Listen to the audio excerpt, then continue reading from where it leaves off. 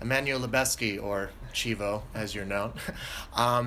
It amazes me to think that you and Inarritu went from shooting Birdman to shooting The Revenant. You were shooting this while you were winning Oscars for Birdman. Can you talk about jumping from one to the next? Yeah, I mean, the funny thing is that we started Revenant before Birdman. Oh, okay. We started reading the script and preparing this movie, I think a year or a year and a half before we did Birdman.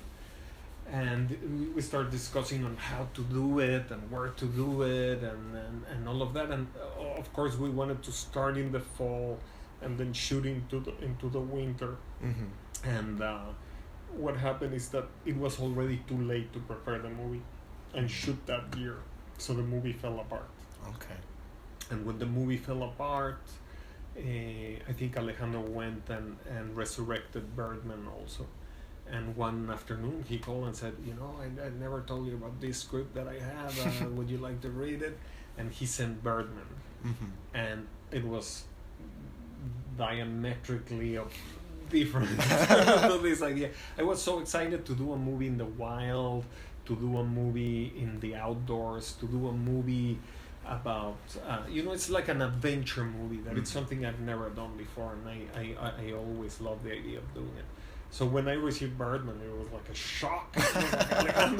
What is this?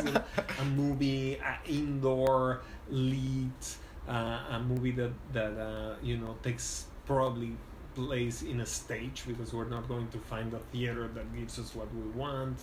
Mm-hmm. Well, I'm gonna have to go into the stage, and it's a movie about the show business that is probably the least interesting thing of all for me right now. But I read it and I loved the script, and then he said, "Oh, by the way, I didn't tell you. I don't know if you felt it in the script, but it wants to be shot in one shot." Which you read it in the Right. script is pretty clear, but I wasn't sure if he was that insane.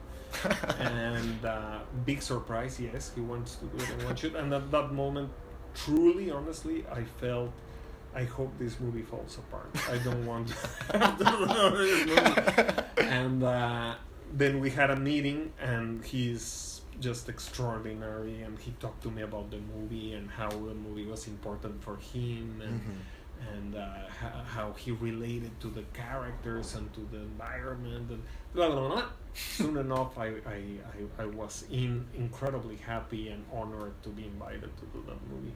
Mm-hmm. So we shot that film, and when we were finishing it, he called back and he said, there's a chance that Revenant will come back. Okay. And what do you think? Can we do it? Are we ready to do it? And so we started it almost immediately to prep Bearman. So Bearman. So you jump into this new project, outdoors, natural lighting. Most of it shot during magic hour, which only gives you about 90 minutes to 2 but that hours? is not true. Okay. That's not All true. right. So what happens is that it sometimes does look like magic hour because so late. It's so late. It's so dark. When you're shooting in the winter in the northern latitude, the sun is traveling very low, and in the locations where we're shooting, the sun many hours a day is behind mountains because we're surrounded by the Rockies. So there's no chance for the sun to shine in our places. Yeah. So it does look like magic hour, but it's not. Okay, yeah. We truly tried to use as much light as we could because the days were so short. For any other industry, it would be a normal day of shooting. For the movie industry, it's a short day. And as we were prepping, as we were location scouting and so on, we knew that the days were going to be very complicated because of how short they were. But not all the scenes are shot at magic hour. Right. We really truly use magic hour for very specific reasons and for some moments. And when you see it, magic hour has a very mysterious, poetic feeling that other scenes don't have. Right. Well, what was the thinking behind using magic hour for specific scenes? What did that add? Different times of the day express different emotions, and depending on the location. Some of the locations make you feel sad, and some of them make you feel lonely, and some of them make you joyful, and all this is obviously subjective. But when Alejandro and I start to feel the same way, we at least when there's consensus, and more when he's feeling it, we have to go for it, and because there's this journey that the character is taking, that it's very much related to the environment and to the to nature, and Alejandro is trying to create these atmospheres and moods that again express the inner life of this character. We just have to concentrate and try to shoot in the right place at the right time, depending on what he was trying to express. It sounds easy, but it's not, in the sense that you have to do a lot of prepping. 10,000 miles of car traveling around the United States and Canada, and then narrowing it down and start walking, hours and hours of walking and finding the places, and then seeing the places at different times of the day to try to figure out when you want to shoot it and what kind of feeling you're getting from each place. And sometimes you arrive to a place after 6 hours of walking and it looks like a park. It looks like you're working in Echo Park, so you wonder, why am I here? And it's not until you wait a couple hours that the place looks suddenly primordial and unexplored and mysterious, and it definitely changes with the light and with the weather. And so we had to prep for all these conditions. So when they say, well, we shot with natural light, it's not that simple. Of course, we have to do a lot of homework to get there, and to be very specific about how we wanted to shoot it and at what time, and you have to be incredibly flexible too, because sometimes you've seen this location, from noon to 4 p.m. and it's working wonderful, and the day you arrive, there's a big snowstorm and it does look different. And so sometimes you have B options, or sometimes you just have to be flexible and find the scene with the conditions that are at that moment. And then add to that the fact that you're doing these long, elaborate shots, that's going all around the place. Yeah. So for those shots, there were a couple of methodologies we used to shoot the film, and one was of extensive rehearsal time, and I think we probably rehearsed it a month or more than a month.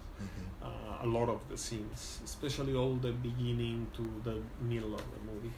And during those rehearsals is when we find the language of the film and the blocking, and during those rehearsals we learn also what kind of gear we want to use and which lenses and all of that. And then the other methodologies of improvisation. We did a lot of improvisation. Really, yeah. And really beautiful stuff came out of that. So. Yeah, I mean, I think, as I watch the movie, and as I watch a lot of your movies, you get two things from it. You get this sense of, wow, that's an amazing shot. How did they do that? But also it adds an added sense of reality to what you're watching. The fact that it's unbroken. You're welcome. I think it really helps to put you there in the action. Thank you so much. Oh, I mean, welcome. That's what we're trying to do. In a way, when we do a long shot with no cuts, let's say the bear attack, you're walking in the edge of a cliff, in the sense that you want to achieve this, that it's kind of complex, that you haven't seen in other movie. And we don't do it because you haven't seen it in another movie. We do it because we feel it's the right language for that specific scene. And then the problem is that you don't want the audience to notice it. Right. So when somebody says, "Oh, that shot was incredible," and you didn't cut, you wonder if you failed, because the people were at one point, so aware of the technique that we use to do the shot. So it's always a tightrope that is very, very scary. And of course, the people like you, or specialists on film, are going to notice. Thank we just you. hope that that the general audience just gets in there and gets immersed and goes into the journey that we have made for them. So. Right.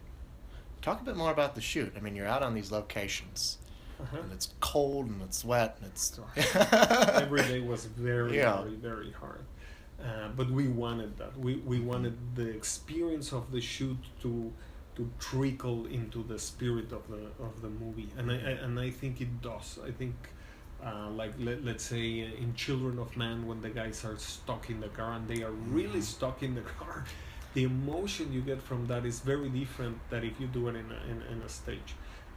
Even though the actors are actors and they are wonderful and they can act it, there's a layer that doesn't feel as real as if you are in the real location and shooting it. The same as Sandra stuck in the light box for months and months and being, lonely there and claustrophobic.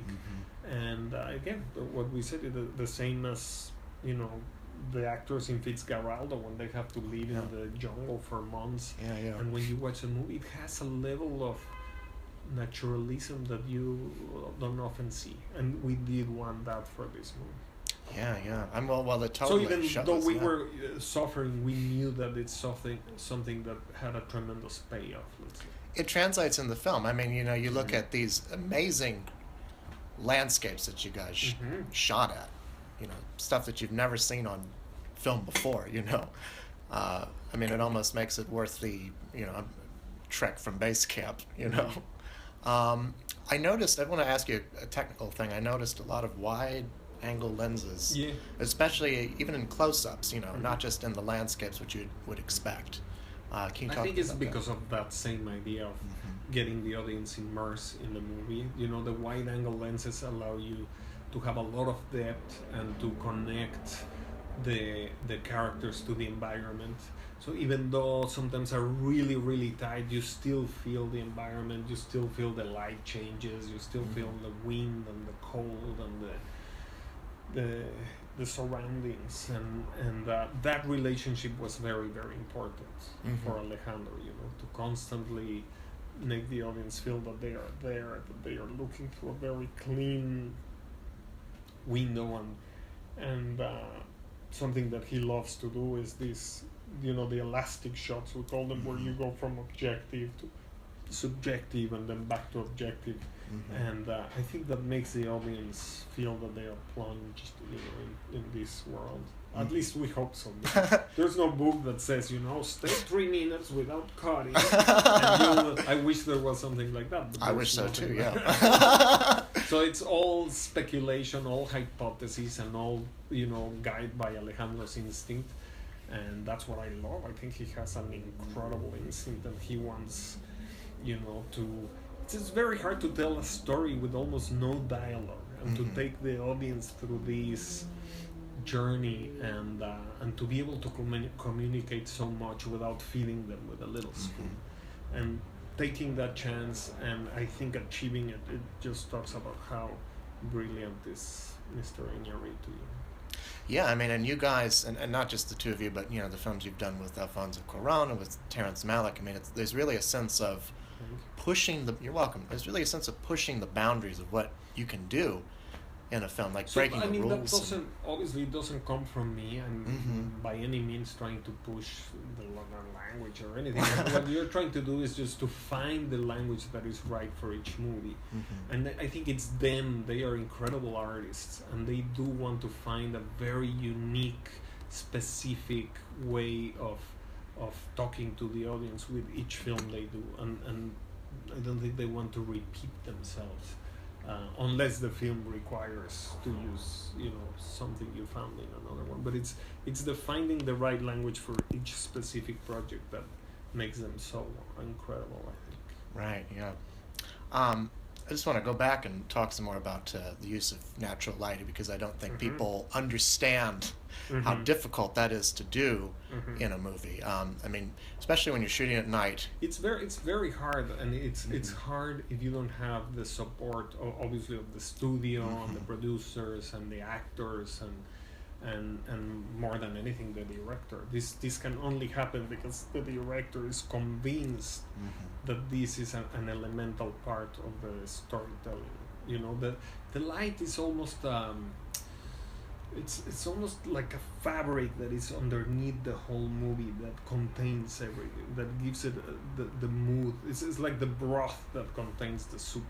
And I'm not saying it's the most important thing. Everything is as important, but it does determine the mood and the atmosphere of a scene more than anything. Mm-hmm. And so many directors and so many filmmakers just use it as to be able to see, Right. and without giving it the importance that it has dramatically. And Alejandro believes that light is an important element in the drama, Mm-hmm. in the creation of this world. Mm-hmm. So that's why we did it. I think I'd read something that you said once, and if I misquote you, I apologize, about how the more films you shoot, it's not about how many lights I use, but how few lights I can use. Mm-hmm. No, I think you're right. I mean, but again, I think the most important thing is to think of each film as a different universe, Of course, yeah. and to try to find what it is needed for that specific project. And specifically, it has to come from the director. What is the vision of the director? What he wants to express? What is he, and you know, what is he attempting? And as a collaborator, you have to get into the mind of the director and try to help them translate it into images, I guess. Mm-hmm. Now, we're an awards website, so I have to ask you, since you've won the award for cinematography 2 years in a row, and you could very well win again this year, which would make you the only person to do that. Oh my God. What does that kind of recognition mean to you? You know, when you are experimenting with the language and experimenting with all these ideas that we just talked about, it's very gratifying to know that your peers, in a way, in a way, is like telling you were right, your hypothesis, your instincts were right, we like what you did. And in that sense, it's very gratifying, and you know, in that sense, it's a big honor. But also, it's very clear to me that we are not making the movies for that reason. Mm-hmm. You know, and the movies are much bigger than that, and the movies are to transport millions of people into these worlds, you know. And when I was growing up, I never thought of awards or box office. You know, I was going to the movies to be transported and touched and enamored with the actresses and to listen to the music, and you know, so that's what I'm trying to do when I make a movie. Well, thank you so much, and congratulations on the film. Thank you so much. Thank you. Yeah.